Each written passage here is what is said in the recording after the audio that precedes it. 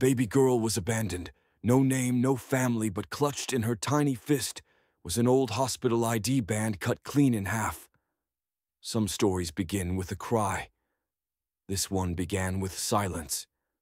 The snow had just started falling that morning, quiet, steady, like the kind that covers up everything beneath it. It was the kind of day that made people stay home, light candles, and pretend the world wasn't unraveling. But in the dim lobby of St. Amber Community Hospital, the world was unraveling, and nobody knew it yet. Margot Bennett stood at the end of the hallway, a steaming paper cup of black coffee in one hand and a clipboard in the other.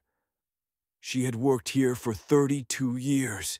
Same white walls, same hum of fluorescent lights, same sterile smell that never quite left her scrubs. Today was supposed to be one of her last shifts before retirement. She had already boxed up her things. Pictures, pins, the little ceramic angel one of the NICU moms gave her 10 years ago. She wasn't expecting anything new. After all, what else could possibly surprise a woman who had seen birth, death, and everything in between? Then came the knock. It wasn't even a knock, really, more like the soft scrape of cardboard against glass. At first, the security guard thought someone had left a donation box. But when the nurse on duty opened the sliding door and peered outside, her breath caught. A small, pale blue basket was sitting just beyond the entryway, half covered in snow. Inside, wrapped in a hospital-issued thermal blanket, lay a newborn baby girl. She wasn't crying. Her lips were dry, her skin pale. She was breathing, but barely. No note, no phone number. Just a torn piece of medical tape stuck to the edge of the basket and clutched in the baby's tiny fist, a plastic hospital ID band broken in half. That was the first thing Margot noticed. Not the baby's heartbeat, not her body temperature. The band. Because Margot had seen thousands of those over the years, IDs for newborns, mothers, fathers. But this one was different. It had faded numbers, part of a patient name, and a date that made her stomach twist. 15 years ago. Margot remembered that date. She didn't know why. Maybe because it was a stormy night, kind of like this one. Maybe because it was the first time in her career that she'd seen a mother scream not from the pain of childbirth, but from the fear of what came after. A mother who claimed her baby was alive, even as the chart said otherwise. Margot hadn't thought about that night in years. It was buried deep in her memory, like a file you never expect to open again. But here it was, in plastic, in snow, in silence. She took the baby, gently wrapped her in warm cloth, and brought her inside. She didn't tell anyone about the band. Not yet. Something told her. It wasn't time. She recorded the baby's vitals. Assigned the default name, Infant Jane Doe. But in her head, she had already started calling the baby Hope. That night, as the snow continued to fall outside and the hospital lights flickered low, Margot sat beside the bassinet in the NICU. She wasn't on duty. She wasn't required to be there. But something in her refused to go home. She watched the baby breathe, watched the tiny rise and fall of her chest, and felt something she hadn't felt in a long, long time. A pull, a connection, and a memory that refused to stay buried any longer. "I don't know who left you here," she whispered under her breath, "but I think I know where you came from." And with that, Margot Bennett, nurse, soon-to-be retiree, and someone who thought her story was over, found herself standing at the edge of something much bigger. A mystery, a cover-up, and the beginning of a truth that had waited 15 years to come to light. Margot didn't sleep that night. She told herself it was the coffee, or maybe the snow tapping gently against the window. But deep down she knew it was the baby. It was the band. It was that date. March 18th, 2009. She remembered it not because it was marked by anything extraordinary, but because it was the night something almost happened, something that had never sat right with her. A woman had arrived at the hospital alone, 8 months pregnant and visibly shaken. Her name was Rebecca Callahan. Margot wasn't the assigned nurse that night, But she had been close by enough to remember the cries, not of childbirth but of protest. The woman had insisted her baby was alive. The records, however, said otherwise. The chart had declared the child stillborn. There was no autopsy, no photos, no post-delivery protocol. The case had vanished almost as quickly as it appeared. And yet, Margot had never forgotten the look in that woman's eyes. The next morning, Margot arrived at the hospital before sunrise. She didn't clock in. She didn't speak to anyone. She went straight to the archives. Digital files handled most new records now, but older cases, especially those from 15 years ago, were still stored in metal drawers in the basement. Dusty, unlabeled, forgotten. She found it faster than she expected. Rebecca Callahan, OB case, Dura 31207. It was disturbingly thin. The official report stated fetal demise, no complications, no follow-up, no photographs, not even a formal death certificate. Margot's stomach tightened. It wasn't just minimal, it was sanitized. Then came the number. She pulled out her phone and enlarged the image she had taken of the infant's ID band. The faded code stamped on it read 31217B. Margot froze. Not 31217, 31217B. The secondary tag. There had been 2 babies, but the file only mentioned 1. A dull hum echoed in her ears. She flipped through the documents again, hoping for an oversight, a misprint. But the silence of the file was deafening. There was no mention of a twin. It wasn't a clerical error. It was a deliberate omission. Margot sat down, notebook in hand, and began to reconstruct the shift that night from memory, the nurses, the doctors, the administrators. One name surfaced in bold letters in her mind, Dr. Henry Lasker. The lead OB-GYN on duty, now retired, respected, careful. But she remembered a moment on his last day at the hospital. He had raised a glass of cider and quietly said, "Some files are better left closed." She had laughed then. Now she wasn't so sure it was a joke. Later that evening, as snow painted the city in a layer of false calm, Margot pulled out her old address book and dialed a number she hadn't used in over a decade.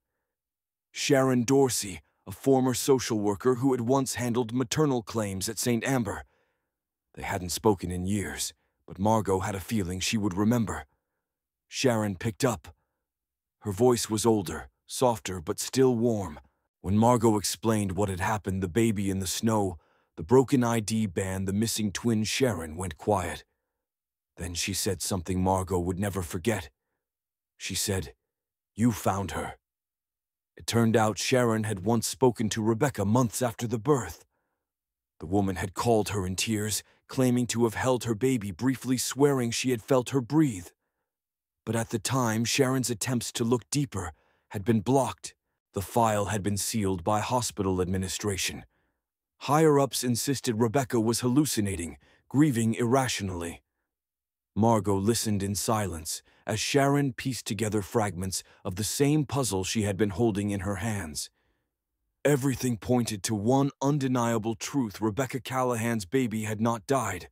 She had been hidden, and now, 15 years later, she had come back not as a name on a form, but as a fragile body in a snow-covered basket, holding half a hospital band like a breadcrumb from the past. Margot ended the call with her hands trembling. Outside the hospital windows, the snow had thickened. Inside, the NICU monitors blinked in soft rhythm. She walked back toward the incubator, where the baby now slept with steady breath. And for the first time since this began, Margot allowed herself to whisper a single sentence into the quiet of the room. Not a diagnosis, not a suspicion, just a truth that had waited far too long. She didn't vanish. She was taken. And now, I won't let her go again. Margot didn't go home that night. She stayed in the NICU watching the baby sleep under the soft blue light of the warmer. Lena, as she now called her in her mind, breathed with a steadier rhythm.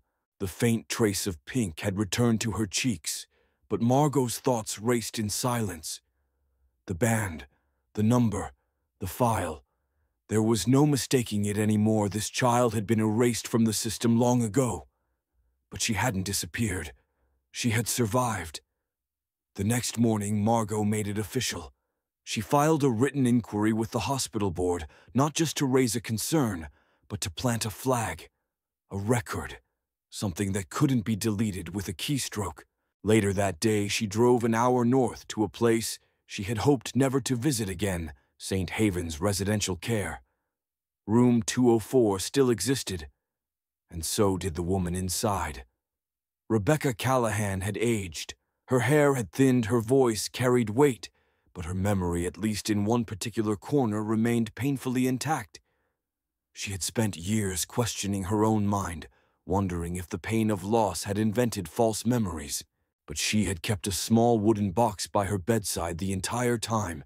Inside it, the hospital ID band she had worn 15 years ago, with the same partial number etched into plastic.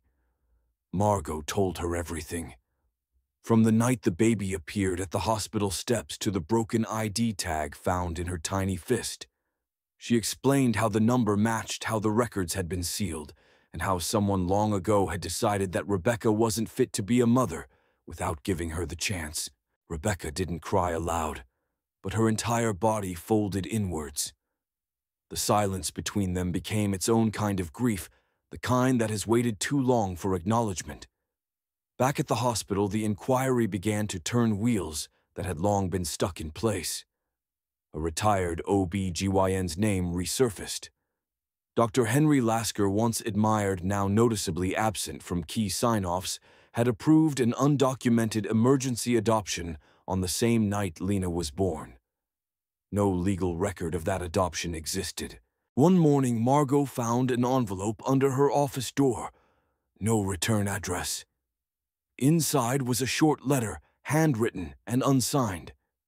It described how the hospital had once been promised a new pediatric wing funded by a private donor on the condition that a complication be handled quietly. The complication was Lena. Her mother was deemed unstable. The infant had been removed before any documentation could be questioned. The donor, the letter claimed, had legal connections and influence far beyond what anyone on staff could challenge. Margot didn't show the letter to anyone. She didn't need to. The truth had already surfaced. The board moved quickly, issuing an apology and amending official hospital records. Lena Callahan's name was restored. Case number 312017 was reopened, corrected, and marked as mishandled. That spring, under a soft gray sky, Margot stood beside Rebecca in a quiet courtroom. Custody proceedings were underway. Slowly, carefully, the system began the process of reuniting them, this time lawfully, transparently. Lena, still just a few weeks old, now gained weight by the day. She smiled more, gurgled softly when Rebecca held her. Though she didn't yet know her story, there was already peace in the way she was held, as if she recognized the arms that should have always been hers. Margot watched them with a quiet ache in her chest. She officially retired the following month. No farewell speeches, no grand event. She walked out of St. Amber's with one small box in hand and left behind a sealed envelope on the Chief of Staff's desk, her final note about Lena's case and her hope that the hospital would never allow silence to speak louder than justice again. Months later, a small nonprofit was founded in her honor, the Broken Band Project. Its mission to advocate for abandoned infants, uncover lost birth records, and support mothers denied a voice. Its logo, a plastic hospital band carefully mended with a gold seam.